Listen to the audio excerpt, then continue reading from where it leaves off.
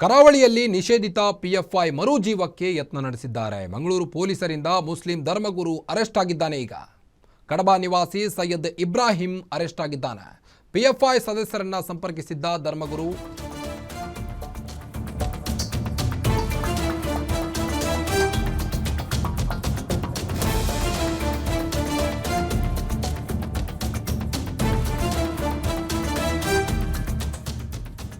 ಕರಾವಳಿಯಲ್ಲಿ ನಿಷೇಧಿತ ಪಿಎಫ್ಐ ಮರುಜೀವಕ್ಕೆ ಯತ್ನ ನಡೀತಾ ಇದೆ. ಧರ್ಮಗುರು ಒಬ್ಬರಿಂದ ಮಂಗಳೂರು ಪೊಲೀಸರಿಂದ ಮುಸ್ಲಿಂ ಧರ್ಮಗುರು ಅರೆಸ್ಟ್ ಆಗಿದ್ದಾನೆ. ಈಗ ಕಡಬ ನಿವಾಸಿ ಸೈಯದ್ ಇಬ್ರಾಹಿಂ ಬಂಧನವಾಗಿದೆ.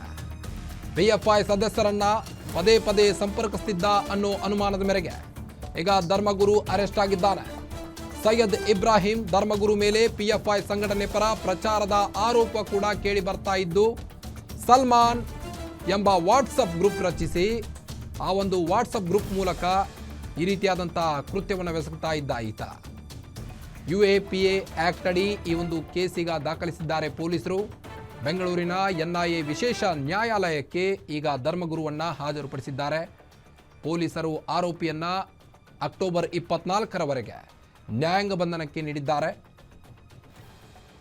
ಕರಾವಳಿಯಲ್ಲಿ ನಿಷೇಧಿತ ಪಿಎಫ್ಐಗೆ ಮರುಜೀವಕ್ಕೆ ಯತ್ನ ನಡೆಸಿದ್ದ ಈತ ಧರ್ಮಗುರು ಸೈಯದ್ ಇಬ್ರಾಹಿಂ, ಮುಸ್ಲಿಂ ಧರ್ಮಗುರು. ಪಿಎಫ್ಐ ಸದಸ್ಯರನ್ನ ಈತ ಸಂಪರ್ಕಿಸುತ್ತಿದ್ದ ಅನ್ನೋ ಅನುಮಾನದ ಮೇರೆಗೆ ಈಗ ಪೊಲೀಸರು ಅರೆಸ್ಟ್ ಮಾಡಿ ಚಾರ್ಜ್ ಶೀಟ್ ಕೂಡ ಸಲ್ಲಿಸಿದ್ದಾರೆ. ಕರಾವಳಿಯಲ್ಲಿ ನಿಷೇಧಿತ ಪಿಎಫ್ಐ ಸಂಘಟನೆಯ ಪುನರ್ರಚನೆಗೆ ಪ್ಲಾನ್ ಮಾಡಿಕೊಂಡಿದ್ದ ಈ ಮುಸ್ಲಿಂ ಧರ್ಮಗುರು ಭೂಗತರಾಗಿರುವಂಥ ಪಿಎಫ್ಐ ಸದಸ್ಯರನ್ನ ಸಂಪರ್ಕಿಸುತ್ತಿದ್ದ ಅಂತೆ ಈ ಸೈಯದ್ ಇಬ್ರಾಹಿಂ. ಸಲ್ಮಾ ಎಂಬ ವಾಟ್ಸಪ್ ಗ್ರೂಪ್ ರಚಿಸಿ ಕ್ಯಾಂಪೇನ್ ಮಾಡ್ತಾ ಇದ್ದ ಈ ಪಿಎಫ್ಐ ಸಂಘಟನೆ ಪರವಾಗಿ.